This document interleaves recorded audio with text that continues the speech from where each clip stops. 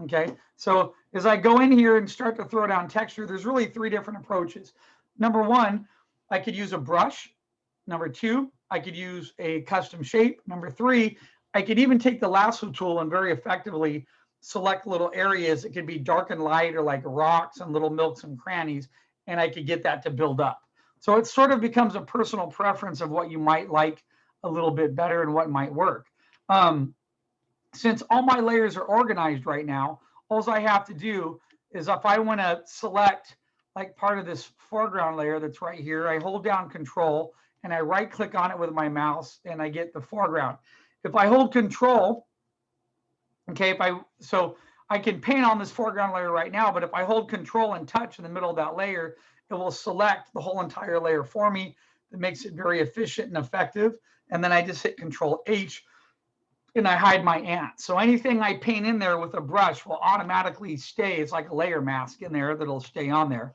I don't really like to use layer masks sometimes because I find them to be a little complicated, or I can forget if I have it turned on or off and it messes up with part of my flow. So what I'm going to do is I'm going to take a little bit of a texture that's right here. I have a couple different options. So I'm going to take this texture brush. Option number one is I could come in here on my texture layer. Now remember, if I hit Control H, I selected that outline on my foreground layer. That's fine. The ants are still there, but I'm going to the layer above to put the texture in. That way, if I put too much texture in, I could always take it back a little bit later. So when I label my layer TEX for texture, that'll be only for the foreground layers that I'm using right now. And then I'm going to come up here. I want to go a little bit, I'm going to go a little bit darker to like a black here, pure black. I'm going to sort of zoom in here and see what happens. If I hit H, I should be able to come in here. Do you see that? It sort of threw down a little bit of a texture in there. So I'll sort of come along and try to get this feel that looks sort of accurate to how I want it to be. And I'm just sort of coming along and I'm hitting this and I'm pronouncing just, a little bit of some shadow variance in there. Okay. Sometimes I'll switch up to another brush, like this one right here. This is probably one of my favorite all-time ground brushes because it's in a really cool pattern. Let me show you. I was showing this to Alex yesterday after class. So if I come over here and hold on, I have to deselect real quick. And if I go like that, you see that pattern it puts down there really effectively? It's really quite wonderful. It makes a really cool ground texture as if you're literally walking on it. But then the neat thing about it is it has a predetermined like mode on it.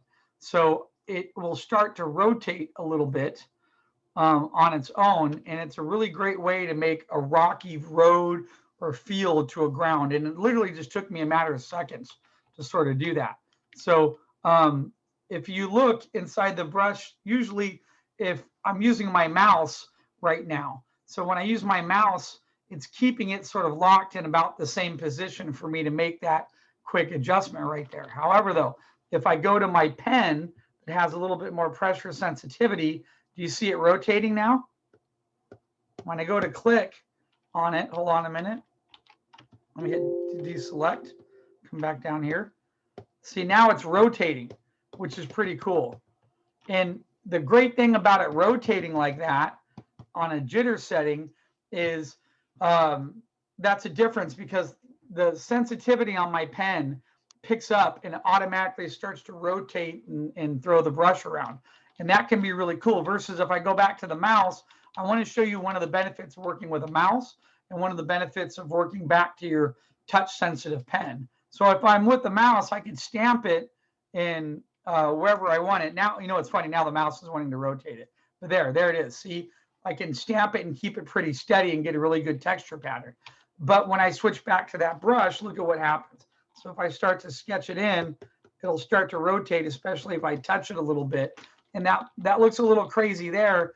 But when you're in your piece like this and you're defining up some texture, that can really be an advantage to having something come together. So I hit Control, I touch the middle of there, I hit hide, and then I'm just going to come along with this and I'm going to sort of stroke my brush a little bit and see what kind of, I'm going to go large and small. Also, what I like about the brushes, unlike custom shapes, is I can control the measurement of the ink coming through it. So if I go down like a 4 or 5, you know, I could come in here and start to paint and get a little bit of a cool texture sort of blending in the surface right there.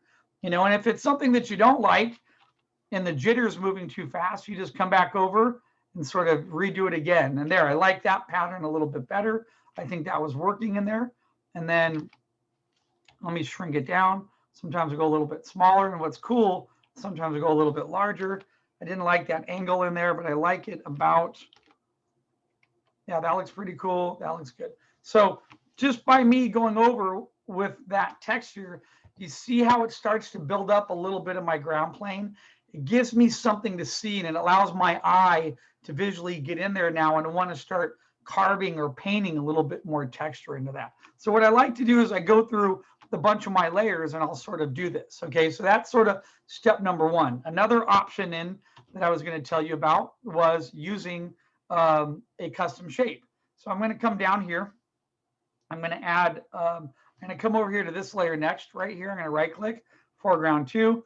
I'm going to touch the middle of it. Going to make sure it's all selected, hit hide, and then I'm going to put another layer up above that and call it text again for texture. And once I like the texture that I put in there, I'll blend it in. This time I'm coming up here to some of my custom shapes. And here's a custom shape that I created in class the other day. And I'm going to take this right now. Okay. And make sure I'm on this layer. And if there, see how I stretched that in and it sort of landed in there. Now, what I don't like, one of the hard things about custom shapes is that it comes in at the exact color that it's in. So you sort of have to make sure that's a pure black and I'm not liking it. So I'm going to go back a step here, undo it. I'm going to grab this value that's right here and I'm going to just touch it real quick and then go a teeny bit darker on that value so it reads, and then I can adjust it later when I swap it down. So now that I've done that, I'm going to come in here with my custom shape, and you see how I just sort of stretched that across and it's right there. So now if I go to levels, I can darken it a little bit more and get it where I sort of want it to be. Okay. And I'm going to come back in here and I'm going to stretch and throw another piece of that ground texture in about right there. There, it sort of went in pretty good.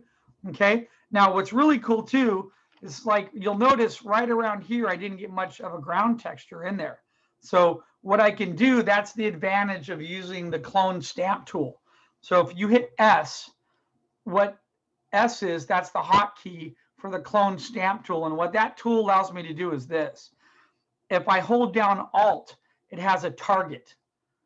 Okay, so I can target this area right here. And if I touch it there with my mouse, it will target that area. But then where my brush is, you see the pattern right there? Can everyone see that on my monitor? It's going to throw that pattern wherever the brush is. There, you can see it more. You see that? That's a really great tool, because just right there, I could come in really quick and stamp in a little bit of the texture right there. And it's also has that pressure sensitivity to it. So it allows me to get in and get some textures in a couple spots that work quite nicely and build up some of that feel to my environment. Okay. So the other really cool thing to show it to you, I'm going to bring this out here in the open. That's the clone stamp tool option window. If you don't have that window, it's pretty easy. If I didn't have it open right now, all I have to do is come down a window, and we're going to scroll right down here and you'll get clone source. And the great thing about the clone source option is it allows me to clone at different heights and widths. So that means right now I'm cloning at 100%. So if I touch right here, it's going to mimic that texture right there at 100%. But what if I want to clone a texture and make it smaller? So what I can do is I can come up here under width and height. There's a lock on there. I can now drop that down to 50% by typing in 50. And then if I come back in here and touch this area, it will clone that area at 50% smaller. That's really, really quite convenient and a really great tool to use, because it allows me, like right in here on the base of that tombstone, it allows me to come in and put some little detail right in there that's quite effective and an easy approach. And then if you look, if I zoom in here, you'll see I didn't get some texture back over there. So I can I could come in here, and if I want to make it look a little bit different, I could do the same thing again. I could lower the percentage, or I could even go up. This time I'll go to 150%. I went to 159. And if you look, if I come over and stamp right there, I'm grabbing that area there, and it's going to stamp right there.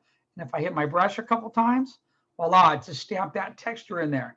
So that's a really neat function of that clone source tool that you have, is you could come back in, open up this window, and you can easily come along your painting and start throwing in little bits of texture at different places and get it to sort of blend in a little bit like so.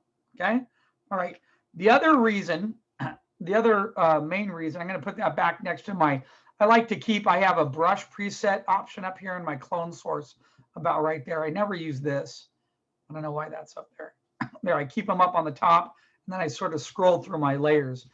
Find it very functional to have that. Now, another thing you can do is if you have a dual monitor, you can, I have quite a lot of friends that do this. They'll put those other windows up on the dual monitor, so when they're working, they can just quickly go up and adjust what they're working on. Okay, so now I'm going to come back in here. I have some cool textures in there, I think, that are working, and I'm going to come back. I'm going to put a little bit of texture back on my midground. That's really probably one of the last layers I'm going to start to put texture on right now. The next thing I'm going to do is start building the idea of my light source in there. I'm going to build a pathway road and start adding some little highlights on some of my textures. Okay, so I'm going to come in here, select that midground layer right now. And there it is. I have it selected. I always double check it to make sure I don't make any mistakes. And then I'm going to hit H, and I'm going to hide the ants that are in there. And I'm going to switch. Let's try a different custom shape and see if I can get that to sort of go in there. Let me go back to my whole file, which will probably bog my computer down, but that's okay. I'm going to click it open here. All right, and I'm going to go for a different rock pattern. I have this pattern here that I've used before. It's pretty good. I'm going to select that, come back, click off of it, and above that midground layer, remember, make another layer. I'm going to call that text, and that's going to be for MG, my texture layer for midground. Then I'm going to come in here. So right now I still have that old color, which is going to be a little bit darker, if you see that. So it's way dark in there. That's almost a little bit too dark. So the same principle and atmospheric perspective is happening when items recede away from you. They are getting lighter. Okay, so that means the detail would be getting lighter as well. So I want to really grab that color real quick, swab it, and then just darken it just a teeny bit. Now it's not as dark. So if I go to my custom shape and I spread that ground layer in there, that mapped out pretty cool. It goes right over the round part of my ground right there that I like. Then I could come back in and I could lightly adjust this if I want. In fact, I like that so much, being right over there in the front. It looks like this sort of cool, like rocky texture that's in there. Okay, I'm going to leave that and create another layer above it. Okay, and then I'm going to come back in with my custom shape, and I'm going to go ahead and throw it down again. I'm going to make it a little bit larger. I put a little bit over to the side, and then I'm going to move that up here, hit transform, rotate it, and sort of get it into position for that little hill, matching the sort of the typology there, that curve of the hill. Then I have an open area here that doesn't have any real texture, so I'm going to hit a little bit. I'm going to take my tool here, stamp, and I clicked a little area, and then I'm going to stamp on right there. And if I hit it a couple of times, so my stamp right now, I have it at 40% opacity. That gives me the freedom of clicking a couple of times to build up the texture. If I go to 100%, it'll stamp it exactly at 100%, which is fine as well. Okay, so hold on a minute. Let me hit deselect real quick.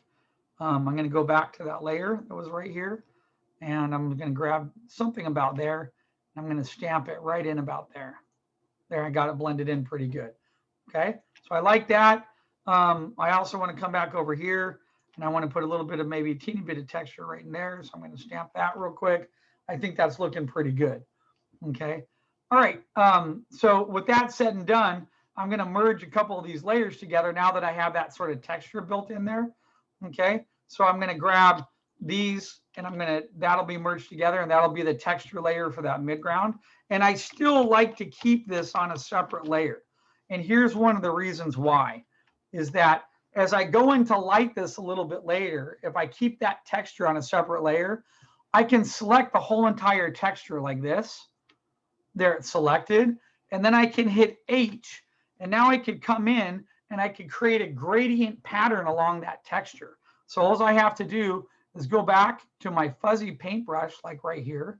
I can go back to a darker value like this. And if you watch, let me zoom in so you can see this. If I want to make the side of the hill a little bit darker, do you see how I did that really quickly? Since I have the texture selected on a different layer, it saves me a tremendous amount of time. So I can take a fuzzy brush, go into like 20%, and see I can darken that little dip of the hill there. That's quite wonderful because it creates a little bit more of an illusion effect to my texture sort of blending into my piece. Okay. The other thing I want to do, I just noticed I never put a texture up here in the foreground. So I'm going to click back up here on my foreground texture layer. I'm going to come back up here. I'm going to take this, go to S, which is my hotkey for stamp.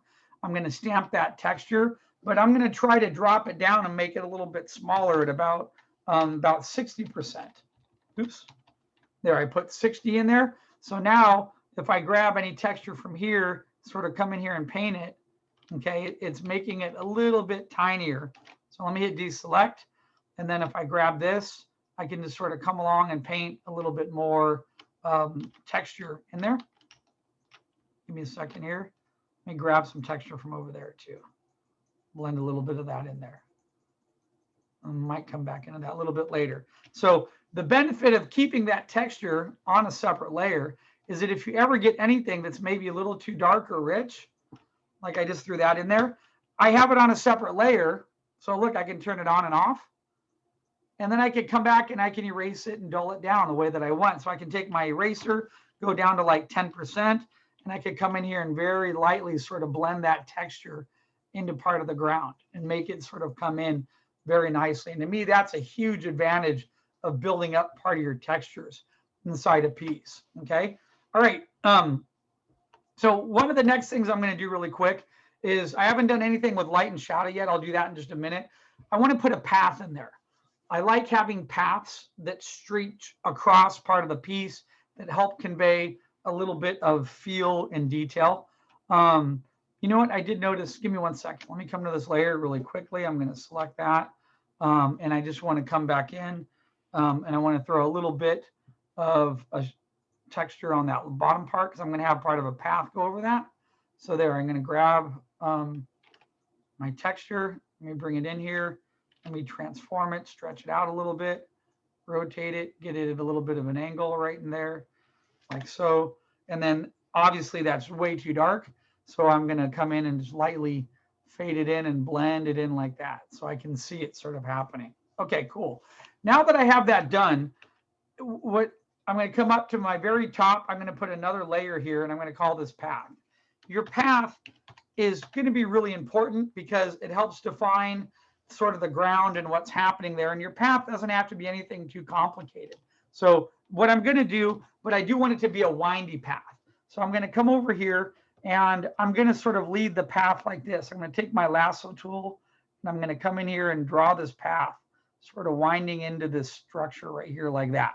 So I have a path that's going that way. Okay. Then what I was thinking is part of my path might come up over this hill and wrap around and come towards me. So with that selected, I'm going to come in here and select this little area right in there and have my path start to come sort of into this direction here and wrap around these rocks and come this way. And then, oops, hold on, my bad. I was holding the wrong button there. Oh, here, let me hold. I had the wrong, let me double check on my lasso tool. You want to make sure what I did right there is I had Alt pressed, which is the negative, which won't select. So when you go to use your lasso tool, remember Shift and Alt are pivotal. If you hold down Shift, you get a little plus there. That means I'm adding to my selection. So I'm going to add that in. I'm going to come in here, bring some of my path back around this way and wind it around a little bit to about here. And then I'm going to bring my path back out through about right there. And then part of it's going to come up and over this hill a little bit and widen up a little bit like so. And then I'm going to bring it and curve part of my path back out this way towards the viewer a little bit like this. Okay. All right. Yeah, I think that's pretty good right now. And what I'm going to do is, just to simplify it, here's sort of an easy approach, is come over here. I'm going to go to a pure, pretty close to a white, like a 10% gray. I don't like going to pure white because pure white is like the brightest highlight it could possibly be. And I'm going to drop this down just a little bit here to about a 20 gray. And then I'm just to save time, I'm going to go to edit and I'm going to fill it real quick. And remember, I have this on a separate layer. And if I hit OK, voila, look, there's my path. Now, my path is way too bright right now, right? You can see right through it. And here are a couple different options you have to sort of lighten it down. Number one, I can go to that layer and I can drop the opacity setting down and I can start to blend the path into the ground like that.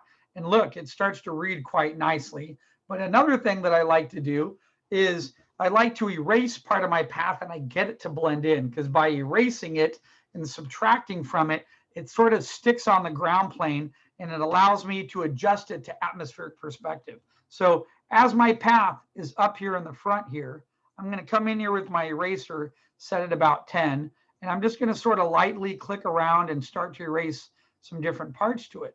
And just by clicking and going through it at a different pace, I can get it to blend in pretty effectively and nicely.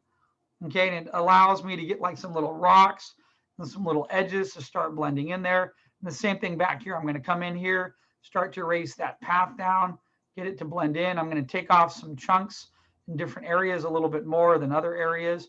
And that little pathway is going to really start to sort of come alive a little bit and will blend into the piece. Now, with me erasing it like that, what it does is it starts to show some of the texture that's down underneath there a little bit. All right. And then once I get my pathway feeling to a direction that looks pretty good. By the way, this is why in concept art, a lot of times you guys will notice when you're looking at something, it has a path. There's a dedicated reason for this. And that reason tends to be 3 reasons fold. Number 1, the path conveys perspective and a direction to go. Number 2, the path acts as a compositional tool to wind you and pull you into the environment. Number 3, the path, when lit properly, can give you that feel of atmospheric perspective, transitioning in your piece, going from going from a brighter color and then fading off as it gets a little bit further away. So now that I have that about where I want it, what I like to do is I drop the opacity down just a little bit on it and I sort of blend it in. And what I'm going to do is I hate working on layers having opacity at different levels, because if I ever go back to them and paint on them, I'm only painting at 60% opacity. So I'm going to select my path layer here, and I just created an empty layer underneath it. When I merge them right now, my path is going to stay there at about 100%. Okay, even though I faded it down. If I go, does that make sense why I did that? Because the layer was dropped it down to about 60%. If I go back and paint on that, my brush is only going to paint at 60% level. By merging it with another layer, it now combined, it made it back to its 100% state. So if I paint on that, I can pull stuff out of it very effectively. Okay. All right. The next thing that I'm going to do, let's say my town is going to be part of my focal point in here for right now. I'm going to come in here. Let's throw a couple windows in there. And I'm going to put on here, create a new layer. I'm going to create highlight. All right. And what I'm going to do is I'm going to throw in a couple window shapes on here and get this part of my town to pop up like it's alive a little bit. All right. So this is sort of the guide on how you want to do this. Okay. You have to be very careful. If you use pure white, you're going to flatten down your piece quite a bit. So what I'm going to do is I'm going to come in here. I'm going to take a little bit of my marquee and I might throw in like a little window here. I might have a little window up on the top, right up about here. I might throw in another little window over there. And then you got to think of the building shape and the format. I might have another window over here, one sort of coming a little bit over this way, maybe a couple smaller ones for another structure sort of over here like this. So I'm going to come back in here. I'm going to just take my brush right now. Oops. And if I take my brush, let me back up there. And if I hit those right now and hide those ants, and if I come along and tag them, there it sort of lights up a little bit and it starts to look like they're little windows that are being lit up, okay? Now, one of the downfalls of that is I have really hard edges on them. So I have a couple options I have to get rid of those hard edges. One is that I can blur it a little bit and fade it in. So if you go over here and you go to image, and if we scroll down here and go to adjustments, and if you scroll down, you have what's called like a Gaussian blur, which is something that there's some other blur settings here. But if you scroll down here, I have it on a hotkey, so now I'm trying to find it when I'm not used to looking at it. Where's blur? I don't see it in there. Am I tripping out? I need my reading glasses on. Where'd it go? Wait, it's image. It's under adjustments. Should be there. Where's my blur setting? Or is it not under there? It's under filter. Oh, that's why I'm in the wrong area. It's under filter. It's what happens when you get hotkeys in.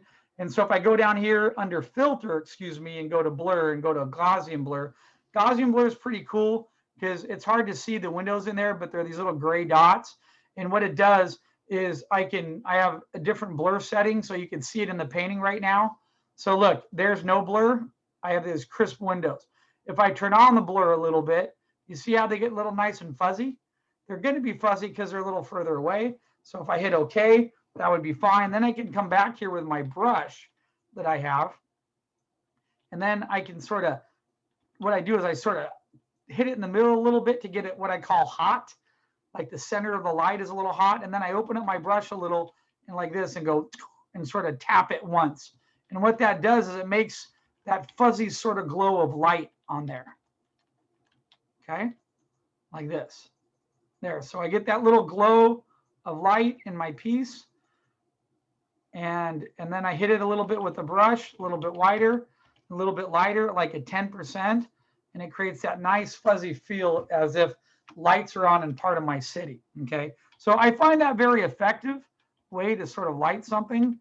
And the other thing that's really cool about doing that and making a town sort of come to life is once I have those lights in there, I can copy and paste them and reuse them, which is pretty effective. So I could come in here and look, I can take that light right there, copy and paste it, and boom, I can now bring that over to another building. Maybe I have this other building here and I want it to look like there's a big light on there. Okay, and I can transform that copy and paste. So I can come in here, I can squash it, I can make it look like it's a different thickness. I can make it look down here on the door like it's a little bit wider, whatever I want to do. The only catch about that is, remember, as the lights are receding away from you, they are also, in atmospheric perspective, getting a little bit lighter. So I come down to my opacity and I just drop the setting of that light down to about 70 to make it a little bit lighter. And then I'm going to select that and I'm going to drop that in, and I might make another, let me try that again. I thought I selected it there. I didn't, I guess. Hold on, let me hit deselect. There, I have that there. I can duplicate that layer. And now that I duplicated, I can drag that other light over. I can leave it up right there. That actually doesn't look too bad. Makes it look like there's some other lights on in there. And I might drag it down again. And I might put another light down a little bit lower. But then I'm going to transform to make it a little bit different size and a little bit different shape.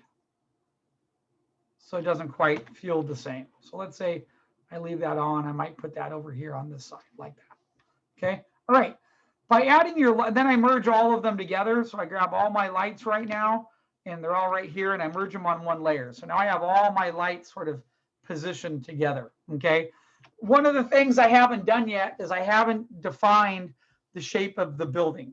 Okay. And to sort of reiterate this, I'm going to do a really quick demo for you or example right here. So if I take a lasso tool, and if I have this shape right here, and if I fill this with a base gray,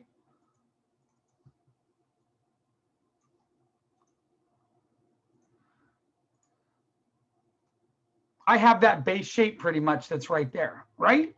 which is what we've been looking at. However, though, having a shape like that with no outline is just fine. I could quickly make that three-dimensional just by lightening the amount of white and black inside the image.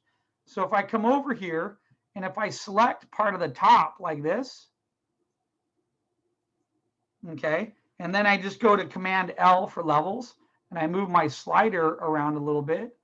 If I just do that, I just gave the illusion now that light is coming from the top a little bit, okay? Then I could do the same thing again, because I could come back in here. I can grab the front facade here, and I'm going to do it again. Hold on, I missed a little bit right there on that edge. I'm not wearing my glasses, which I know I should be, but that's okay. I hate wearing my glasses. So now if I come over here and if I darken that a little bit, what that means to the viewer, right, is that the dominant light is coming from the top, correct? Okay, but what happens if I lighten it? Oh, sorry, okay. If I lighten it a little bit more, now it means the dominant light is coming from the left-hand side. You see how I did that pretty effectively? Okay, it's a great simple way of working. You just take the local value of an object and we're adding in white and black, and that's allowing it to become sort of three-dimensional and become realistic. Then if I wanted to at the very end, if I want to put specifics on here, I could come in and select part of my shadow side, and then I can go in with my brush and I can select some of this and I can put a little bit of a gradient. Even though my cube is already reading right now, if I come in here at like 10% and just start stamping a little bit of a gradient on there, you see that? That gradient starts to make my cube feel like it's really realistic and it's coming to life. Okay, so everything I just did on that cube right there, I can now go in, and now that I'm looking at my buildings with the lights on them, I can do the same thing to those building layers as well. So I could come in here really quick. If I wanted to find the front of that building shape, all I have to do is I right click on that layer, it's midground 2. I'm going to come over here and I'm going to establish what might be part of like a roof pattern that might be going in here. Okay. And I'm going to select that about there. And then I'm going to come back in here. And select right in here like that. So I have that little selection right there, right? So now if I go to levels really fast and I go slide my levels over and I move that and I lighten that just a teeny bit, let me hit the ants. So you see what happens by me lightening that? By me lightening that, it starts to really change the look and feel of that shape and make it a little bit more three-dimensional. So I might lighten that side to keep that. Now that's way too much light. So I want to lighten it. Hold on, what happened there? Let me hit cancel. Let me go back in again and do it. I like to just do it ever so lightly, just so I see a little bit of a change in the surface like that. So there, that changes that surface just a little bit and there. And then I could do the same thing on a couple of these. Then that allows me to re-examine the position of my other lights if I think they're in a good place or not. So let me come over here and let me do that too here as well. I might come along part of this and define some other little areas, like I might come over here. Let's say I want to put a little bit of a shadow under this base of the roof. So if that's part of the roof and that's going to be, let's say, part of the building under there, I might select that and I'm going to make that a little bit darker. And then I might come over here and I might do the same thing like under there. I might pretend there's another roof or another level about in there. Okay, and then I might come in here as well and do this as well about right here. 1 second, and make another selection like that. And then also I'm tempted, if I have a roof, you got to sort of draw this in your head. I'm thinking underneath that roof line like this, and that might fade into there a little bit. Part of that might come over here and it might come back into about right there. So what I can do by having those selections is then I can go into levels really quick and I can sort of slide that, make it look a little bit darker, hit deselect, and then it starts to turn a little bit of shape and form in my piece. Now that's the starting point. It has a hard edge to it, and then that's where then I would switch to back to a basic brush. So by coming in here with a basic brush, I can then come in, grab that value, and then I can sort of blend it in a little bit more. I can get rid of some of those hard edges, and I can figure out if that starts to look like a little bit of a shadow on my piece. I can also do the same thing with the blur and the Gaussian blur on my piece, is that I can come back into this. I can go back under, sorry, I had to turn my fan on. It's getting really hot in my studio. I come back under filter, and I can go to blur again. Let's get Gaussian blur this back up there. All right, and I'm gonna go to Gaussian blur. Oops, hold on a minute. I'm on the wrong layer. So I made a little bit of mistake there when I selected that and did it. I should have done it on another layer to keep it different, but that's okay. So what I'm going to do real quick is I'm just going to sort of blend this in a little bit, fade it in, because I don't want those hard edges on there. It's not quite blending in the way that I want. And then I'm going to move some of my lights to the front of the building. So it looks more, I want this to look like a shadow area at a part of my building. Okay, so give me a minute. Let me sort of blend this in a little bit, paint this in a little, and I want to get rid of some of these hard edges. So unfortunately, I have to do this sort of manually now, paint it in, because I made the mistake of painting it on the layer, which is fine. Okay, another option that you have is I gave you guys a smudge brush. So the smudge brushes are pretty cool too. If I come over here and I scroll down to that little finger and I come up here, the smudge brush is a great way to smudge all that. And if you select smudge and come in here, it looks like this. And I can drop my setting down to about 10%. And then I can come in, and that actually does it a lot easier. See, it's smudging some of the shadows together, where I see some shadows, but they're not as defined. And that's sort of what I was going to do with the Gaussian blur, but I made the mistake of sort of putting it on part of the wrong layer. Okay, so I start to smudge that in, and I come out and I look at that, and I'm like, cool, I'm getting some darkened lights there. They're blending in a little bit. I might put a little bit more on there, and it's changing a little bit of the shape and form. And then I'm looking at the lights now, and I'm realizing, like, you know what? I want to tone down those lights, or maybe even possibly, I might not even want some right now on the side right there. Okay. So if I grab those lights really quick, they're on my highlight layer.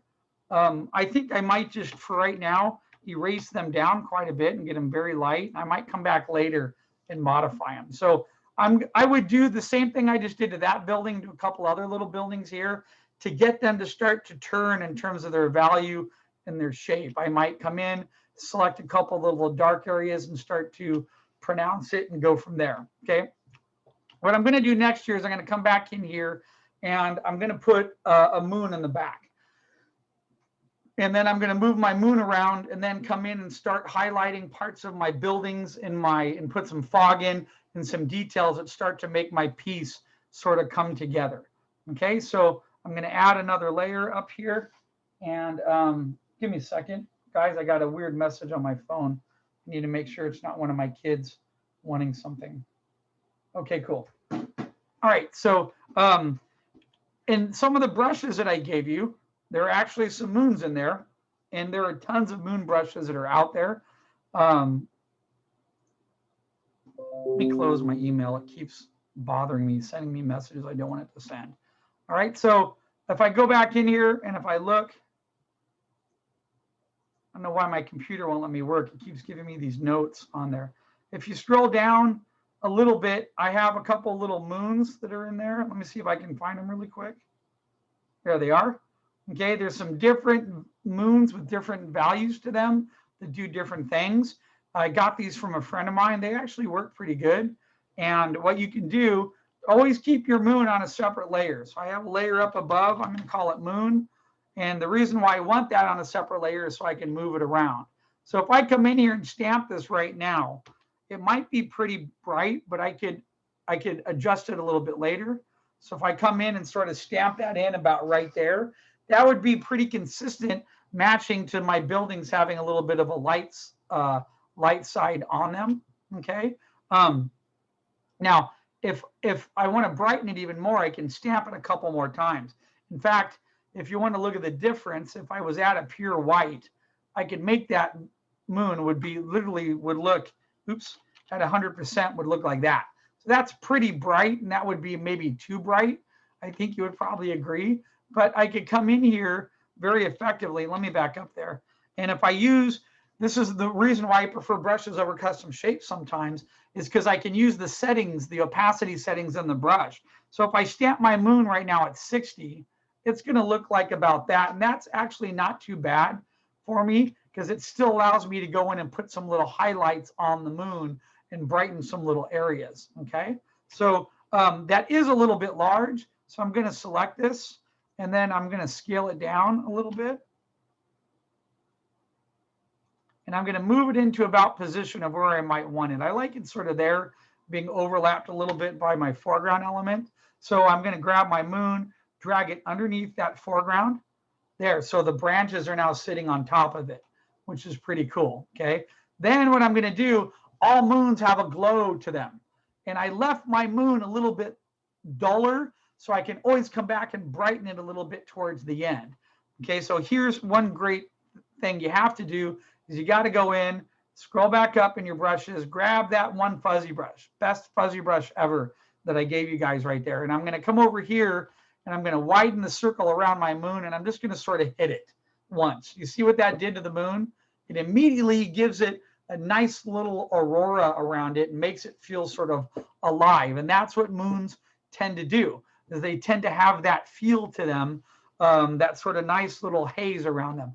Even when I do that, sometimes I'll put another layer up above. So when I stamp in that haze, I can then adjust the opacity and blend in that haze right about where I want it. And I think for me, right about there is creating a nice sort of spooky feel to it, okay, that I'm liking. All right. Now, one other thing I wanted to show you on your moon, this is really imperative. You never want to have, moons tend to have a little bit of blur on them. So I'm going to come into this moon that I already did here. I'm going to go to filter, go back to Gaussian blur, and I'm going to look at that, and then I'm going to slide. So if that would be too much because now it's blurred all the way into the background. But what's cool is I can bring this back in. So if you notice that, Gaussian blur is a great technique for blending fog into your scene. You can stamp a cloud brush around like fog, and you can slide this little setting around, and you can bring it into about right to about where you want it to be. So I'm going to bring this in. I put a light blur on it right about there, so it's not too detailed. So I'm just at about a 0.9. Then I'm going to turn on the haze that I have around it right there that I like. And then I'm just going to merge these two together. All right, and still my moon layer, and there it is. And what's cool about that is I can move that at any time. Now, so for some reason, my moon is attached to my texture layer down there, which means I made a mistake when I merged it or stamped it. I must have grabbed the wrong layer. So what I'm going to do really quick is let me fix that. So I'm going to select this area of the moon. I'm going to copy it. I'm going to delete it, deselect. And then this is my foreground texture. I don't know how I worked on that by accident.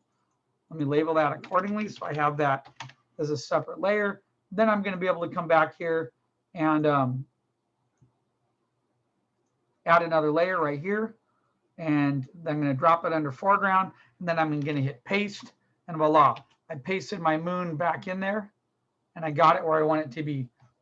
But, hold on a minute. Give me 1 second, guys. I'm too busy talking. And there it is. There's the haze. I have the haze separate. I want that to be a little bit on the top of it. There it is, exactly. So now I'm going to merge those two together. There's nothing else on my layer now. My moon is separate. It has a light blur with a little bit of a haze to it. Okay. With that done, now knowing where the light source is, I could come in there and start thinking about adding little highlights to parts of the road, to the rocks, to everything, to the trees. Not too many, but just enough to define a little bit more of that. And some of you in this class might not have had me for perspective. So let me quickly give you a rough idea of what that moon is going to be doing. So what I'm going to do, let me label that layer. That's my moon highlight. Okay. I'm going to put another layer right above it. That's going to be, this is just informational for some of you that haven't had me in the perspective class. So I'm going to come over here. I'm going to take red. I'm going to take my drawing pencil that I have, and I want to explain to you what's going to happen in terms of perspective of where that moon is and how you figure out part of your scene. Okay. So where the moon is, if you were to draw sort of a dot in the middle and come down and bring a dotted line down to about where the horizon line is. My horizon and my piece is probably about there to be accurate, okay? All right, and let me make that line a little bit thinner so it's not as dominant there. Okay, the reason why this is important is some of you were never taught this in terms of understanding shadow casting. If that moon is right there from that center, and if I come over here to this tombstone that's right here, where that dot is right there, if I draw a line from there, that means my tombstone is going to cast a shadow in that direction, wrap up over my hill. Hold on, let me bring that layer up on top so you can see it. There. It's going to wrap up over the hill like this and follow part of my ground and my texture like that. Technically, the shadow is going to be dictated by the height of the moon. So if I were to draw a line going from the top of there to about there, that's about exactly where my shadow would end right there for that particular tombstone, okay? It's important to know this because technically the moon is not a highlight, it's not a light source, but it is reflecting sunlight back through it. It's bouncing off the moon and it acts as a light source to us, okay? So that would be that shadow, which means if I were to break down the side to this, I would have a little bit of a highlight on the side of that right there. Does that make sense to you guys? Okay, hopefully no one's falling asleep on me. So then I could come back over and I could do the same thing here. If I come here, draw a line across, this is going to have a shadow that's going to overlap part of that hill, come down to my trail. I draw a little line through it. And you don't always have to be accurate about where the shadows are going to be, but you can sort of map it out and get it to, get it figured out. And that's the benefit of doing that. Then I could come over here and then the same thing here. If I zoom in there real quick, I'm going to have a little bit of a highlight here, a little highlight there, and my highlight will come down there a little bit on the side because the moon is coming from the left. And then if I look over here, let me zoom out for a minute. The same thing over here. This is going to be casting a shadow sort of coming back in this direction towards me. And I'm going to have a little bit of a highlight on there and there. Okay, so the reason why I do this red is this red really allows me to figure out, and that cross is going to come out. It's going to wrap over that ground. And the cool thing about having the texture on there now is I can feel the ground plane. Does that make sense? I can feel that the casting of that light is going to hit here, maybe go over, come down like this, and it's going to follow part of that texture, and I might have part of the cross in, let's say about there, and it might fade off to about there. So now I can really get in there and start to figure out where some of my shadows are going to be, how they're going to be casted. All I've done is built up a little bit of texture at this point. I haven't done any of the light and shadow yet, which to me is part of the wonderful detail that really changes the way the illustration starts to work. Same thing here. This is going to be hit there. That's going to have some highlight there on this little edge right there. Same thing in there. This is behind a layer, so it might come up a little bit over onto that ground plane. Same thing here.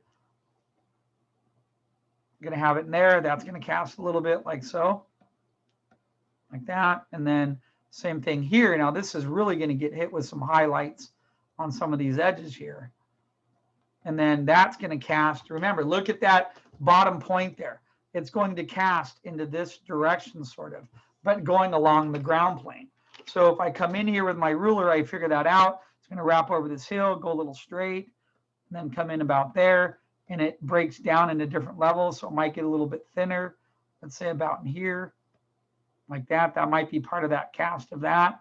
This guy's going to have some really getting the sides exposed, part of the top, part of that edge, and the shadow is going to do the same thing. It's going to map over like this. To me, this is really a pivotal part of understanding, because mathematically, when you look at the illustration, your brain is going to be able to look at these red shadows and you're going to know it feels right because you've already seen this in your life. In your life, we've all gone outside, we've seen the moon, we've seen shadows from nighttime and everything. And one of the golden rules in perspective is that when our light source, whether it's a moon or the sun, is inside the picture plane, we get what's called a radial light source. Versus if the moon or the sun is really far away up above out of our picture plane, we get what's called a parallel light source, meaning that it's so much further away, our shadows will be parallel to each other. Okay, so that's really pivotal. In fact, why stop there? I can also come in here. I might have a little bit of shadow. I have this wall right here, right? That side of that wall, excuse me, that brick light right there, that's going to be hitting. This will be a light side. The other side will be a dark side. And then if I will have a shadow from that wall that will probably cast sort of into this direction. So all the rest of this all through here will be more shadow. Okay. And with my moon right there, I'll have a little bit of highlights on here. I'll have a highlight to there, a little bit on those edges right in there. So that's going to be pivotal. And then the same thing with my houses now. I know I will have a little highlight back in here. Part of that end might be lit up a little bit more. I already sort of lit that end up. The side of this, the cross will get a little bit up. I can get some highlights up in here.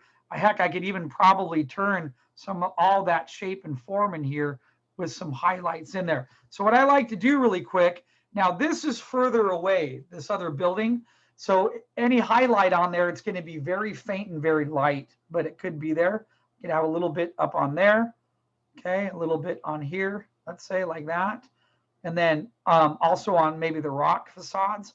And here's some of these little rock ends are going to catch some of those little highlights in there too, up on part of that hill. And then this also is going to get a little bit lighter as well in the way that part of that shape goes. Okay, so the reason why I outline it in red like that is now that I have all that sort of figured out, and also, I'm sorry, I forgot about my other tree here. I always do the highlights on the trees last. Trees are bark and wood. Wood isn't that reflective. It tends to catch highlights on an edge, but this will definitely have a little bit of a transition. There'll be a little bit of a highlight there, and then I'll have a little bit of shadow casting off of that, but it'll be really faint. Okay, so remember the golden rule about light. Light casting from the source of the light itself is the brightest the closer it is to the source, meaning that this highlight right here, I'll call this number 4, is going to be way dulled down compared to number 1 here, which is going to be a lot brighter. Number 1, a number 2, and yes, I do think of it as paint by numbers, the highlights, because the further I recede away from that light source, the duller the light's going to be. This is a pivotal part of making your drawing, your illustration feel very realistic. And it doesn't matter if you're in color or in black and white, doesn't matter at all. Okay. This level is what really sets that next level of realism inside your work here, is understanding the light. Rachel, did you have a question? Yeah. So I know we're supposed to try to have atmospheric perspective, and you don't want to do too much value contrast further back, but is that remedied or okay even if you have it brighter in the back because it's more of that light tone already? So yes, and that is okay, and you'll see it work in the piece because the light source is different. Okay, atmospheric perspective is still happening, but when there's, so let me explain it like this. Imagine if I had, right now my light source is the moon. If I had in my piece let me take this off. If I came in here and got rid of the moon, another way, I was going to go into this a little bit later, but it's a really good question. Imagine if I had a pole here with a light in it, right? And then if I had that same pole back here in perspective, and maybe I had it back here like that. So there's 3 different poles in 3 different positions in my piece. This will have the brightest light source because it's closer to the viewer. As the light recedes away, it'll then be second brightest, and then it'll be really dull right there. Okay. So if I had poles in my piece and did it that way, I would want to make sure the light source closest to me would be the brightest. However, though, in this example, since the moon is now the light source, that's a little bit different. Anything closer to the moon will be a little bit brighter, but since it is further away, it'll also be a little bit fuzzier. It won't be too bright. You'll have to dull it down and get it to sort of work. And that's where having it on a separate layer and going through all this sort of process gets you to think about. Does that make sense? Yeah, thank you. Yeah, sure. So what I'm going to do now, the reason why I painted in red like this is what I like to do is I drop the opacity down where I can still see the red in there like that. Okay, I can see where the shadows are going to be. And now what I'm going to do up on top here is I'm going to put a little shadow layer. And I'm going to call this shadow. And I'm going to come in there and I'm basically where those reds are. I'm going to look at the shadow and start to map a little bit of shadow. And then I'll also create a highlight layer and I'll come in later and start adjusting some of the highlights. So let me show you really quick. I just take my lasso on the shadow layer and I'm going to come in here and I take the free flowing lasso like this and I'll draw sort of on the ground and I'll wrap part of that shadow in. Now, really quick, something about shadows that you need to realize. It's not just the shadow, it's also the back of the object as well that will also be in shadow. And you need to remember one of the things that happens with a shadow is a term called delineation. And that's something, if you've been using Maya and you learn lighting, that's a control option in Maya for shadows. Delineation is the shadow losing its power and fading away from black into the ground that's around it. So I have to remember that because I'm going to come back into my piece and I'm going to need to apply that a little bit later. So I'm going to select really quick some of this area here that's going to be in shadow. And I'm going to start to wrap some of the ground plane with some of this to give that illusion. And I'm wrapping around some of the objects here as well. It takes me a minute to sort of outline it really quick. There, that's going to have a little bit of shadow in it. And then let me come over here. Let me get part of that wonderful cross right there.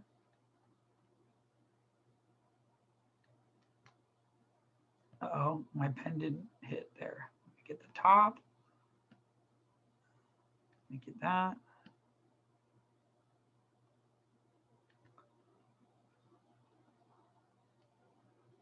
And get around the base.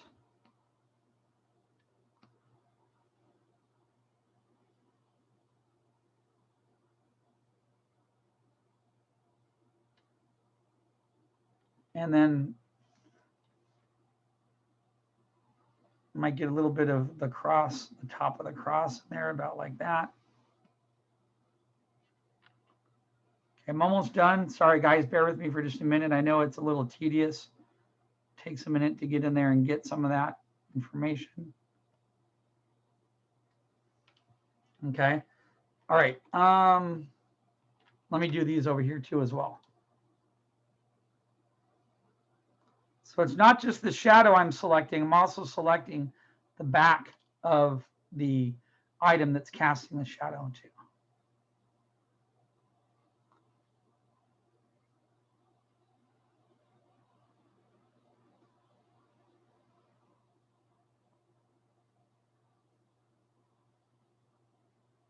All right.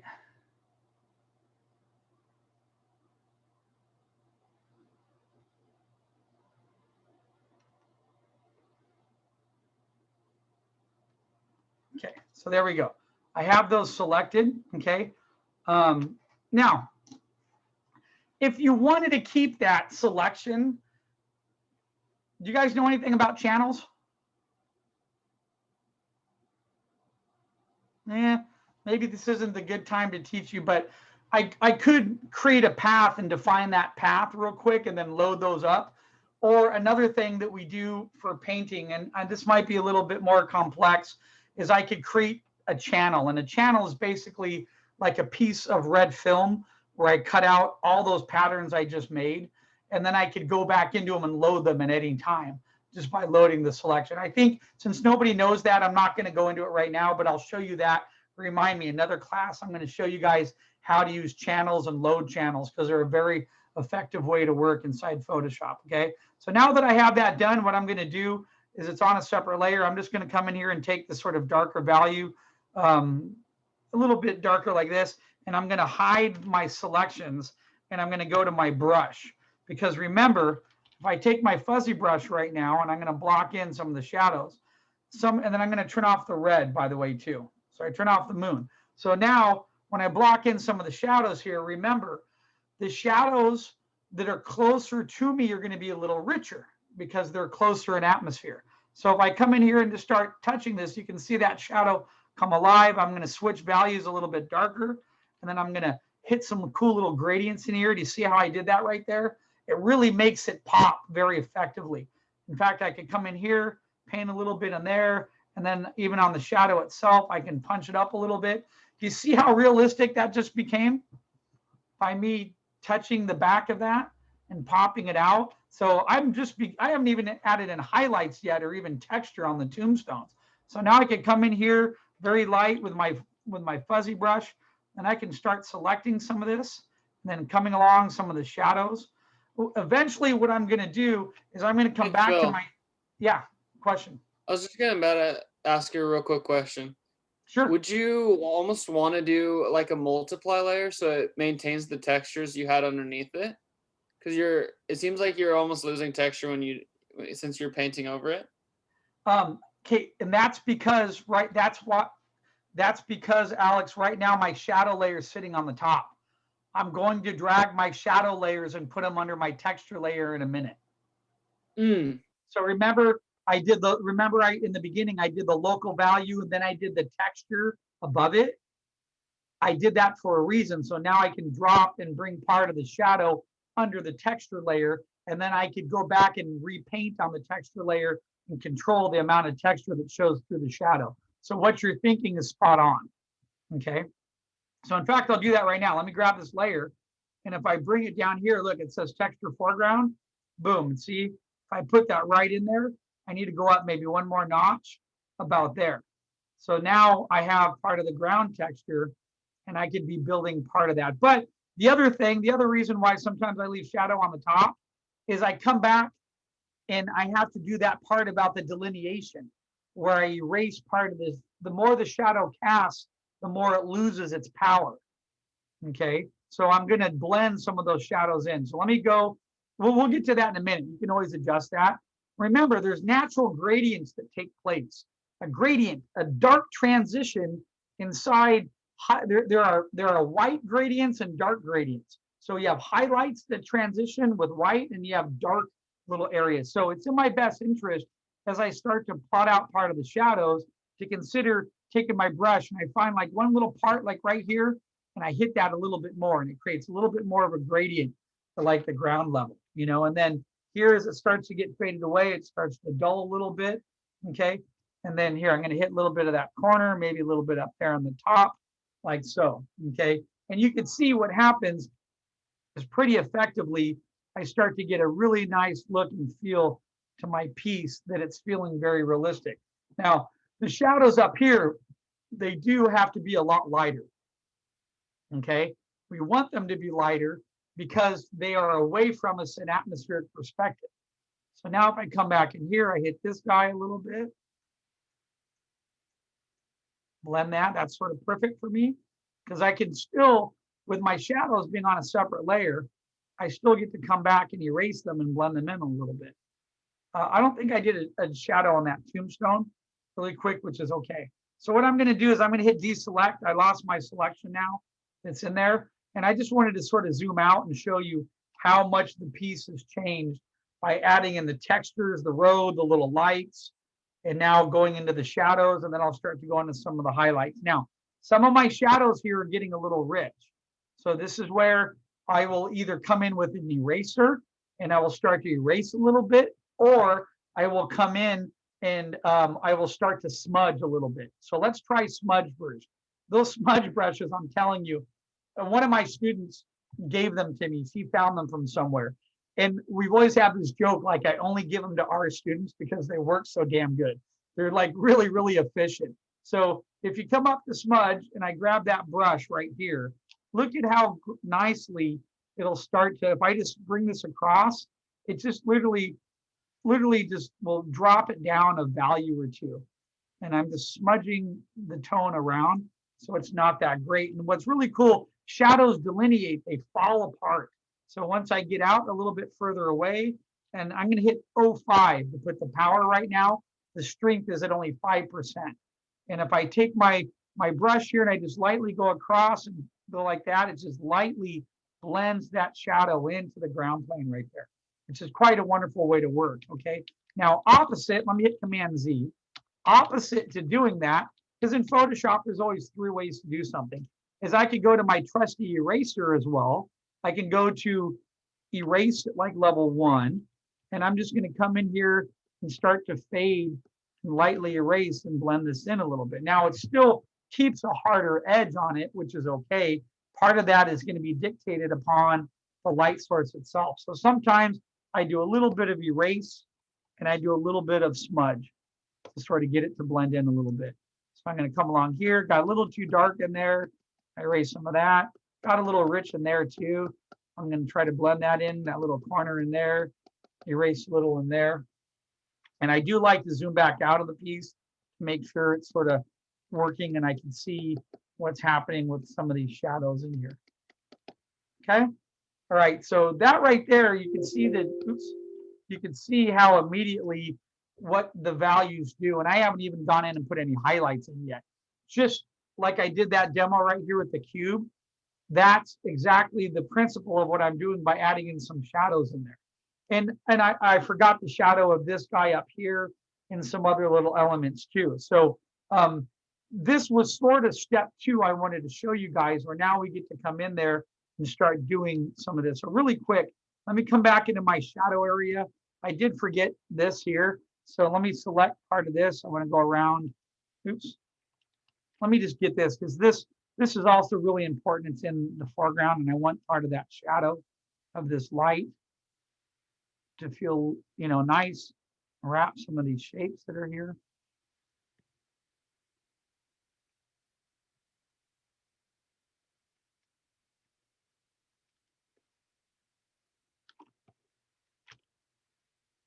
I also like to, here, I'm going to take out like the stone, the little indentations of where the stone might be, and part of that shadow. And it's going to come in here. It's going to sort of wrap over the ground and come this way a little bit. And part of it's going to come back up here to the wall. Let me close that. Let me get this other part of the wall here, like so. Let me get that out of there. There we go. And this needs to be fixed a little bit. This should be in shadow here too, like that. A little bit like that. Maybe I'll bring that forward a little bit more, like so. Okay.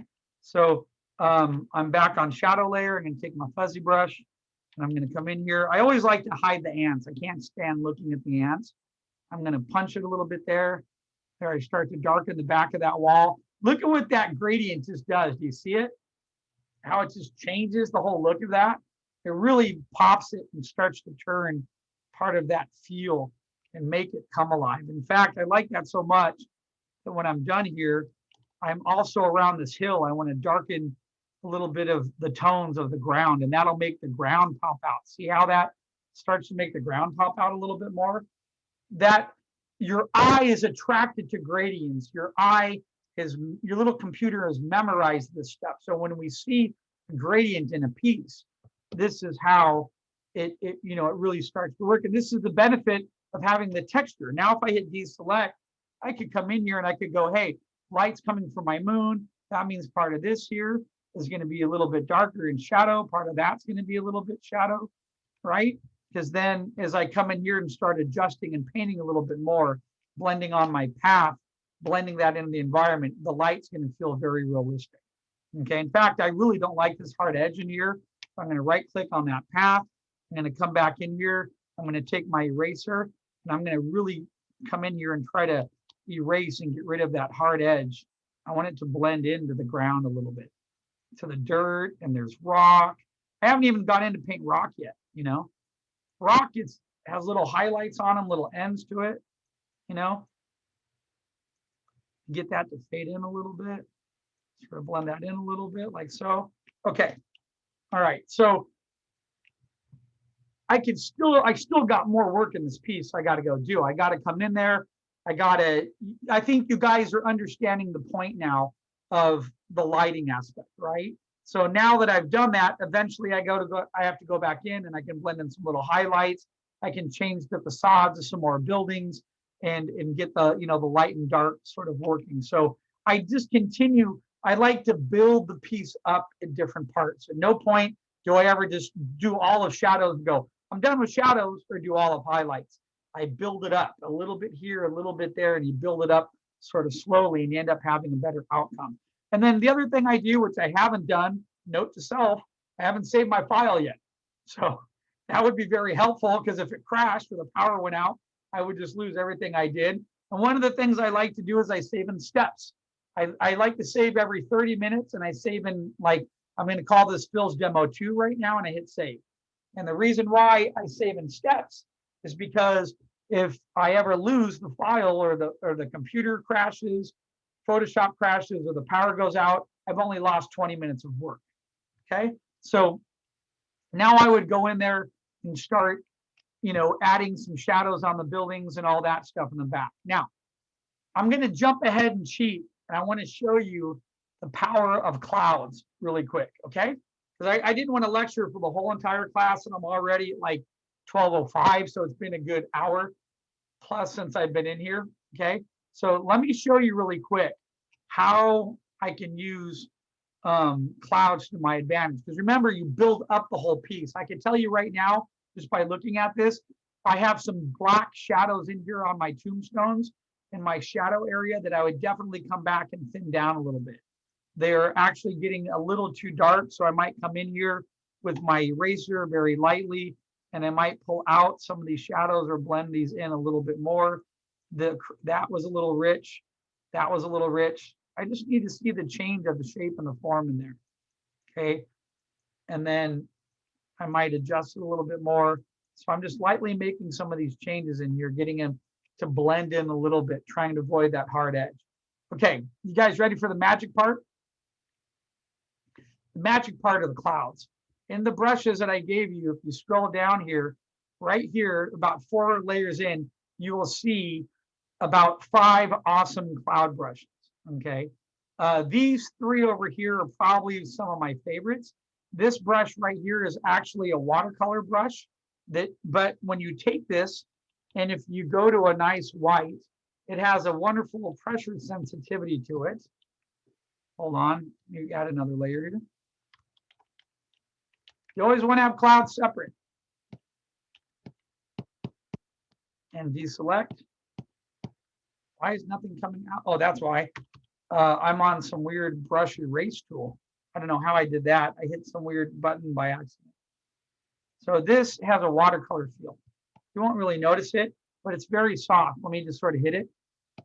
See it, if I go to like 100%, it does that feel to it. Now that's too much.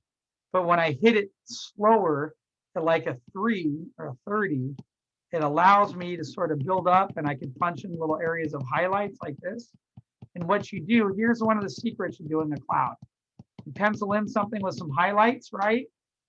And then you squash it. You go to transform, you grab it and you squash it like this. And you grab one end of it and you, hold on, and you bring it down. And then it gets that misty cloud feel. You see how I did that really quick? Now that was just the one watercolor brush, okay? I'm going to add a couple other layers. Let me show you some of the other brushes that do clouds. This one is actually a real photo of a cloud, and look at how realistic it looks at full white. Boom. Okay, it's almost too realistic. So what you have to do is, if you use that one, hold on, let me delete all what's in the layer. So if I come in here and stamp that like right over like that, that's pretty darn realistic in there, okay? And then what I'll do is, when I do that, I'll actually blur it and come back and then put highlights on that later, because clouds are moisture and clouds are affected by perspective. So that moonlight's going to be hitting parts of the cloud and really bringing out some moisture on it. Now, that's way too sharp and realistic for this piece. That's why if you come back up, I always use hotkeys, but if you go under image, under image adjustments, and we go back to that blur setting that we have, it's under filter. I keep mixing it up with under image. So if I go to blur and I go to Gaussian blur, and voila, this is, now look at that cloud, look at what happens. If I blur that guy up, look at that, that's a lot more comfortable in there being at about that level. That makes sense to be about there. And then what I do, Alex, you touched on this at the last meeting. I do this all the time when I'm working, is the process of elimination. So if I select my eraser right now. Hold on a minute. Okay, just making sure. That's what I did earlier. I selected the wrong. I have this one eraser that I've used for years, and it's my favorite all-time eraser. It just, it's number 36 here. It subtracts in a really cool pattern. It allows me to blend stuff in very effectively. So if I go to erase right here, see, I can really fade in part of the ends of those clouds. And I can really make it look like this is literally dropping into the background of the sky. And that's really cool. Now, here's another cool trick you can do with clouds. Remember the clone stamp tool? Aha, I can hit that. I can hit S. I can target this region and I can come over here and look. I can come over and start painting in other clouds based off of what I have there. Now, as I'm painting them in, they're painting at 100% because my opacity setting of that brush, the clone stamp tool is technically a brush. It is painting it in right now at 100. So I'm going to Command Z. I did that on purpose to show you. And then I'm going to come in and drop this down to about 40. You can just hit 4 on your keyboard. So if I hit 4, it goes to 40. Now I can come back here and I can paint in some other clouds on the back here, very soft, very effectively. And I can get some other clouds on my sky just by stamping, okay? That's one way to create other clouds. Another cool way is to copy and paste the guides. You just select it, copy and paste it. And if you look, oops, didn't copy and paste, copy, paste, there it is. I selected it. So now I can go to transform. I can flip it horizontally. I can come over to the other side. I can squash it down a little bit. I can rotate it and I can get it into my piece. So it feels like a totally different cloud. Can you see already having the light Gaussian blur on the clouds, how those clouds are dropping into the back? So what I'm going to do really quick, let me merge them all on one layer. This is why I keep everything on separate layers. I might even drop the opacity a little bit more on that because it's, remember, atmospheric perspective, a lot lighter in the background there. Then I'm going to come forward and I'm going to put, this is why we keep things on layers. I'm going to put some fog and clouds in between my layers. And as they get a little closer to me, I make them a little richer. That is really going to push the atmospheric perspective inside the piece. So let me do that and come down here. I'm going to find right between this layer here, which was foreground 2. If I come down to that, I'm going to put a layer right there. I'm going to call it clouds again. Clouds / fog. Because I want this to be in between. I'm now going to go over and I'm going to come back to brush. I'm going to grab, these are probably my 2 favorites that I use. Okay, this one is really cool because this is on a rotation jitter. So when you're stamping it, it's actually making adjustments. Let me show you. So watch what happens if I do this. See that? It literally will rotate and make a whole separate field of the cloud. Now I'm doing that at pure white. If I go down to about a 40 and make the brush a little smaller, oops, and make it smaller and do it by touching it very lightly, it can give me the nice effect and feel of having a cloud very, very quickly. And it can also make fog quite nicely. So look, I did that on a separate layer. There it is. I'm going to drag that over here to the right. I'm going to make sure to see it sitting on top of my tombstones now. You see that? But it's also behind this other layer here. So I'm going to, like I can put it even over here. Now, the brushes tend to make them really large and fat, like little cheeseburgers. So what I'm going to do is I'm going to go to transform again, and fog floats. It hovers and floats above, and it's sort of long and stringy. So I'm going to squash this down. I'm going to hold control. I'm going to bring that layer down. And by doing that, that gives me that feel, sort of that hangy fog right there. Okay. Another thing is I can go to transform and I can go to like warp and I can control it. I can bring this layer up a little bit more. I can bring this one down. I might angle this and make it a little bit tighter in here like that. Okay. And just doing a couple of those little options there. Actually, I didn't like that adjustment. Let me Command Z it. So let's say I want that about there. I create that really cool effect of more fog now overlapping, and then I got to blend it in. Everything's about blending. I come back with my eraser. I go down to like level 1, and I'm just going to come in here and sort of erase some of this so it doesn't eat too much of that tombstone. I'm going to erase a little bit there, and voila, I get that sort of blended in feel right now of having a little bit of, and a nice haze and about right there. Okay. So the piece has started to change drastically because of the introduction of light and dark, the introduction of shadows and gradients. And I still haven't got in there to start painting like little highlights on the road and little rocks and little divots and details. And that to me is really another fun part of this. So what I tend to do is I hit a level like this. I still have to dress some shadows on my trees, some texture. And that, again, that's pretty easy. I just select the layer. I go to foreground 2 right now. Okay, I hit control, I select inside, I hit hide. I'm now hiding my ants. I add another layer above it. This was part of the demo I was doing with Alex the other day. That tree has texture to it. So I'm going to come in here to my brush. I'm going to go up and grab one of these little texture guys right here. Okay. Even this little guy up here in the painting works quite nice too. And I'm going to grab a darker value. And then I'm going to come along part of here. And oops, I'm just going to sort of touch little parts and drag. And I'm going to paint a little bit of a texture for some of these little branches that help make it look like a little bit of shadow. See how I blended that in really quick? I have a question, Phil. Oh yeah, sure. Are these brushes and these things are under the smudge file in the pack you gave us? Because like I download every other file, and the smudge file was the only one that Photoshop won't download or recognize when I try to import them, and I don't have those brushes in any other file. What version of Photoshop are you using? So let me answer that question first. These brushes I'm using now are just painting brushes. Okay. The smudge brushes are listed, they're a different type of tool. You have to bring them in differently. Okay, let me show you how. So let me click off of this real quick.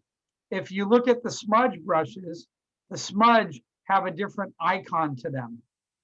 Okay, so shapes have a different ending on it. This is like a shape ending, and then brushes or ABR files, and then smudge are different. So what happens is when you technically click smudge brushes, it should ask you if you want to bring them in as brushes or as tools. And the answer would be tools. They're not going to be brushes. Okay, I'm going to hit cancel. And let me show you, Giselle, another way that you could also bring them in is if you were on the smudge icon here, which is that finger, and if you come up here, there's that little triangle on the right. If you right click on that triangle and you go to the gear, it allows you to import. It says right here, load tool presets. So then you could grab them and load them in that way. One of the problems is if you have an older version of Photoshop, sometimes it can be a little bit buggy trying to get those in. But try it this way. Go up like I just did here. Go under the finger.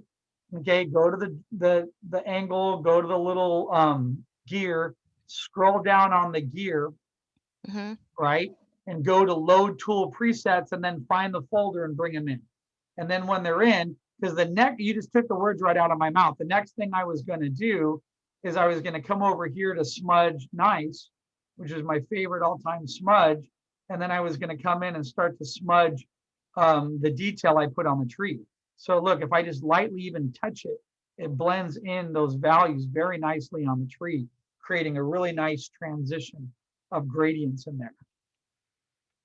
And then what I'll do is I go back, I hit B, I come back in and I'll start to paint some little more darks on my tree to get some of those highlights and those gradations in there to make it look like, I'm trying to make it look like a cylinder form, sort of transitioning. And then once I get that in a certain way, I will then come back in. Because remember, trees are dull and light is a little, then I come back to smudge again. So try that really quick on your desktop and see if that works.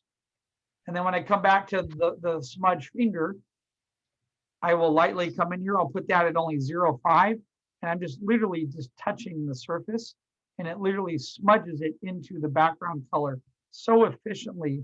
It makes it so fun and easy to paint, because I like that feel now on that tree. You see how that tree is sort of matching the light source? And I haven't even gone into highlights yet. And that's how effective it is. Did you try that? Did it work for you? Yeah, it worked. Thank you. Oh, excellent. No, no worries. Because you know what might have happened? Let me show you this. Let me explain this.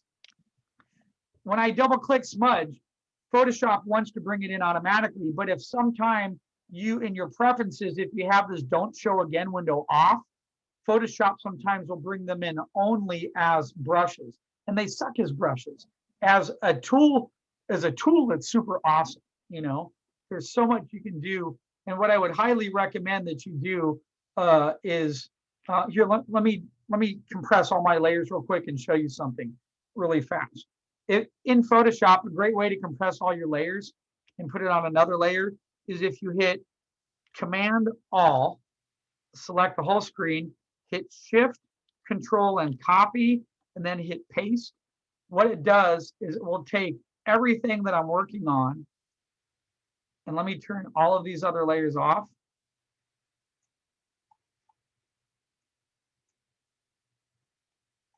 And it just put it on one layer on the very top. Will it only compress visible layers? Yes, that's what's also cool about it too. Okay. Yeah, isn't that a great little trick? Someone taught me that once, because you can like bring up stuff you want and then reuse it again. The reason I just compress my layers is I never got a chance, I think, to really show you what the smudge does. Because sometimes I'll paint a painting and I have very hard edges on it, and then I'll come back in with like scratchy. So let me show you the power of these smudge brushes, right? I can come in with scratchy right now. I'm at 20%. And I could start, let me go a little bit higher. Let me zoom in here. If I'm on scratchy, look at this. And I can, it's like a rake. I can start like scratching up part of this painting and really blending in. It starts to get a very painterly feel to it, which looks like I'm some amazing painter. I'm not. I'm just using this cool tool called Scratchy. And Scratchy will come in here and blur some of my edges. It's like a rake. I can rake it over the ground. I can blend in stuff, get rid of hard edges. See how cool that is? So this is a really cool style. I do this with fur on characters all the time. You see how cool that looks right there? So at the end, you can merge all your layers together, and I can come in and make this painting look like really rough and loose, because I'm just coming in now and I'm sort of using this scratchy brush and I'm blending in. You have to think of it as like a rake, you know, and you're raking in sand and other elements together, and you're blending all these, and you just lightly come along and start to do that. And look at that. That really creates a nice custom feel. So I would highly recommend, as an exercise for you guys, when you finish your painting, compress it all in one layer. Don't save over it though, and mess around with some of these brushes. Another one is Painterly Blend right here. This also does a really good job. It literally, but remember, always check the strength setting. I'm at 100% right now. So 100% really blends that in quite well. And sometimes I don't want it to be blended in that much. I only want it to be like 20%. And another one that's really phenomenal is, let me find it. I use add water sometimes, noisy. Impressionism is pretty cool. Check this out. It literally makes it look like an impressionistic painting. It will blend in part of the ground, and it just blends all the surfaces together. So at 100% and larger, it looks like this. It blends everything with a feather technique. Okay, but at a lower setting of like 20 or 30, you come along, and if you make it a little smaller, it can really blend in some of your ground detail and some of your little highlights. You just touch along the edge. Literally takes me a second or two to touch, and see how nicely that blended together, how it has a nice painterly feel to it right now. That's a beautiful tool.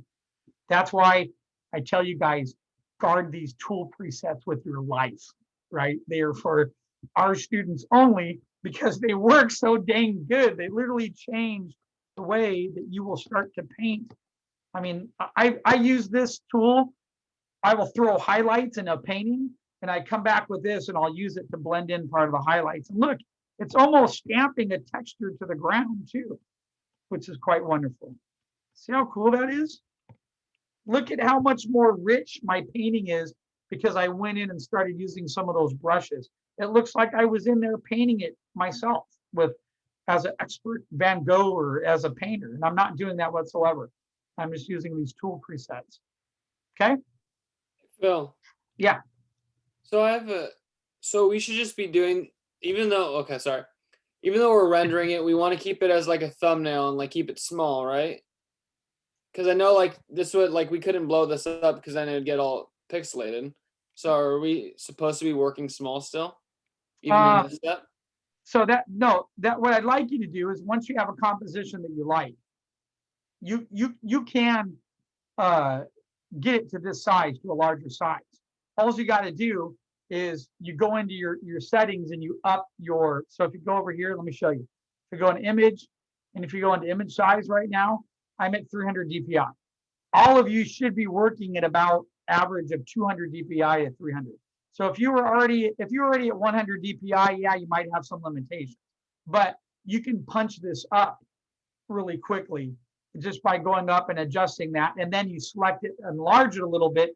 Then when you paint your texture and your gradients and everything on top of it, you're painting those on at 300 DPI. Does that make sense?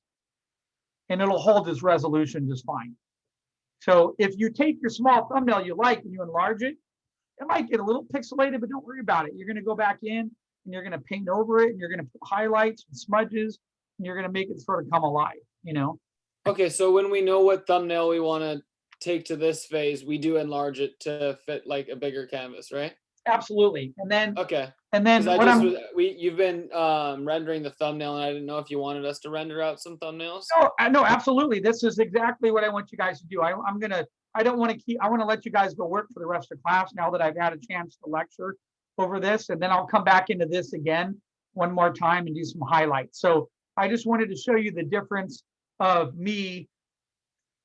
everything put together, why I kept things on separate layers because it's easy to select them, and why I kept the textures on separate layers. And speaking of that, I mean, I have quite a bit of layers right now. I'm going to go in and eventually I commit to a layer or two. So like what I'll do is I like the texture that I have here on that tree in that foreground. So what I do is I'm going to select this. That was layer 22. And then underneath that was the foreground element. So I'll select both these layers and I'll combine them. Bam, now they're all together on one layer. I will commit to it. And I find that an easier way. I'll select the shadow there. Oh, that's my shadow layer. I don't want to commit to that yet. But I have the texture layer, which was, I believe, layer 22. Nope. Yeah, I like to commit to things because I hate looking through all my layers and getting mixed up. And by the way, someone made a comment about multiply. There's a reason why I don't like to use multiply that much. Let me show you why. If you have, and watch, it probably won't do it what I want it to do. Let's say I have, let me put a layer up on top here. Let's say I have a texture. Let me make this texture real quick. Let's say I have this texture right here and I really like the darkness of that texture. Okay. If I go in here and I put this layer setting, number 24, if I come in here and if I put this onto my multiply option, gosh darn it, I need my glasses. Okay, there. And then you dull it down and you get it to blend in like that. Okay, the reason why I don't like multiply is it usually, if I merge it, oh, I didn't do it there. Sometimes if you merge the layer, the multiply setting can act goofy, and I've had problems with it before in the past. Usually, if you put the multiply layer on the top and you have the other layers underneath, and then you merge it all, it might blend together. But you know, that's one of those things that I don't know. I've had some issues with multiply before in the class, so sometimes I just avoid it when I'm working. Okay, cool. All right. What we did here today should really bring your work up a whole nother level, because it'll have the gradients, the shadows in it. We haven't got to highlights yet. That's usually one of the last things I do. The other thing that I like to do is this. is I will come into the piece now. Let me merge these together real quick. I will come into the piece and I will do this in a more of a painterly style. I'll take I need to reload my brushes. One of my favorite paint brushes got deleted by accident. I will start to like paint in edges and stuff. Like I'll come in here and paint a little highlight to that. And then I'll come in and I'll pronounce a little bit more of a shadow around that to make it look like it's a chunk of a rock. And then I'll grab that. I'll paint a little highlight up in that corner, maybe one down there. I haven't even started really painting yet into my piece. Once I come into my piece, by doing this, I really start to define some of the edges in here. And what's cool, believe it or not, the texture pattern that I put in there allows me to see the darks and lights to the corners of objects. And it really allows me to get in there and start painting some really cool edges, especially along like the pathway. I'll come in here on the path and be like, hey, let me go to that layer. It's not shadow, it's texture midground. This is why I want to merge everything together so it doesn't get confusing. So let me merge these, relabel that MG. That's midground layer. Perfect. And then what I'm even going to do is I'll merge part of my path in and start painting on that to blend in. And this is what I mean by that. Hold on one second.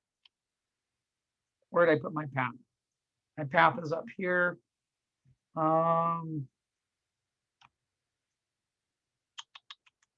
Gosh darn it, I want my path to be lower than where it is. This is when I lecture sometimes, there it is. And that's perfect because now look, my path, actually, so what I need to do on my path is this. I have my path being affected by different layers, so I need to select and copy. And if you haven't used paste in place, this is a great tool. Let me show you how it works. And I could select that part of my path, copy it. I'm going to delete it. I'm then going to come down. I'm going to add another layer right there. I'm going to say edit. Instead of paste, you go to paste special. It's called paste in place. And then it'll paste it right there. Now that that's on that layer, I can move this down. And when I move it down eventually and drop it under my midground, right above, right there. There, do you see how my plants are now over that path? That's huge. And then what I'm going to do is I'm going to take this and merge that together into and call that midground. So eventually, I don't like working with 20, 30 layers. I start compressing them to commit to them. And then I will go in. Because now that I have that committed, this is cool right here, is being able to do this.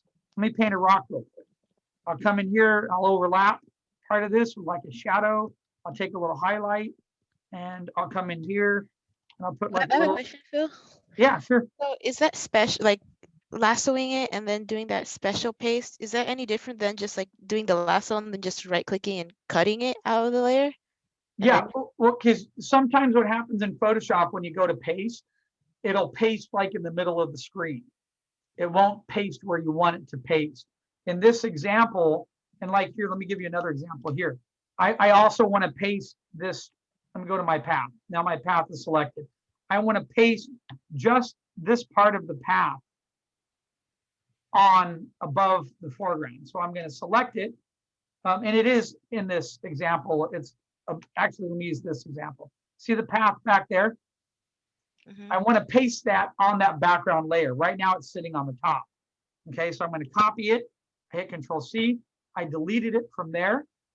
I'm going to scroll back down on my background layer, which is right here. I'm going to put a layer right above it. And then I'm going to go back. And so let me hit deselect. If I just hit paste right now with Control V, it pasted it somewhere else on the screen, and I got to go find it. I don't even know where it is. It's blended into my piece. However, though, if I go edit and paste special and paste it back into the exact same place where it was, it's viewable and it's there. And there it is. It's sitting right there. I just need to drag it up on top. And then there it is, sitting up on top there. Okay. So paste special can be very beneficial. In fact, here, let me do this example for you too. Let me turn, by the way, you guys know how to turn off all your layers, right? You just touch the eye once and you drag your cursor all the way down and all your layers go off. Okay. How to compress the layers again? Comment all and what? So, well, wait, hold on one second. I'll come right back to that. Okay. I wanted to give this Okay. example. Let's say, because I do this also, once you paint something, you might decide to take that tombstone and use it somewhere else in your piece, right? So if I copy and paste it right now, sometimes Photoshop might paste it somewhere else. See, I don't even know where the dang thing is right now. Okay, let me go back. Look, I'm on that layer. Hold on, let me go back to the layer. Copy, paste. Okay, Photoshop that time pasted it in there. Sometimes it won't paste it where I want it to, and it's hard to find and becomes a real big pain in the butt. And that's why I use paste special, as I can see I can come back in here, put that tombstone right there now, and then I can erase it and I can blend part of that in there. That's a little bit more, we'll talk about that later. That's a blending technique you do when you're working in color that's very effective, where I can copy and paste stuff I've already made and I can reuse it in my piece very effectively. Okay, all right, and then hold on, let me answer the other question. Let me turn on all my other layers again. So let's say you have a part of your piece, like I don't want the perspective layer on there, the red. So let me find that and take that off. I forgot what layer it was. Let me find it real quick. Where is it? There it is. It should be, no, it wasn't shadow. Was it layer 22? Hold on. This is why I hate working with tons of layers everywhere, is it gets sloppy. I hate having to go look for stuff. It drives me absolutely insane to have to go look and find a layer, because I can't find that. I'm trying to find that red outline layer and I don't know what I did with it. It's somewhere on here. Hold on, gotta go one by one till I find the damn thing. Nope, it's not in there. Let's try these. It's not in there. Is it up here? There, it's one of those. It's 19, I believe. Nope. Oh, come on. Why is it so hard to find right now? I don't know if anyone knows it, but I accidentally stumbled upon it and forgot about it. There's like if you push a certain key with the mouse thing, it like will find the layer for you in the layers. I'm sorry, I can't remember. Maybe Well, someone else knows. it does that, except for one exception. If you press Control and right click on the layer, it's giving me all the layers in that spot. However, though, if the layer has a low opacity setting, sometimes it doesn't read. That's the one pain in the butt about that. And so, look, I know it's in these. Let me go one by one. It's not that one. It's not that one. It's not that one.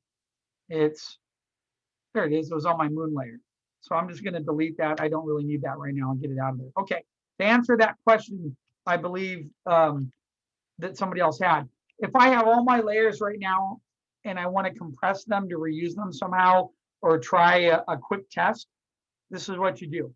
You hit Control All, which selects the whole entire canvas.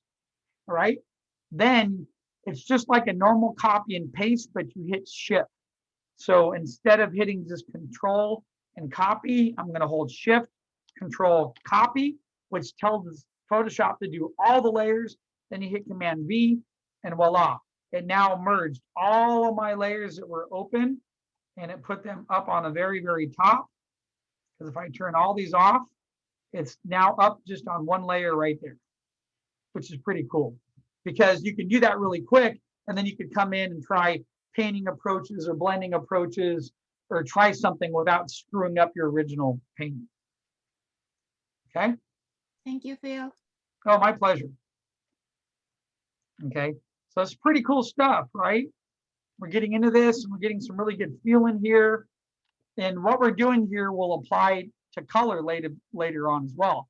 When we block out like a really simple lake scene, we'll block it out with local colors. We'll come back in and we'll add on some texture and highlights. And that's it. And then the piece just sort of starts to come alive, you know?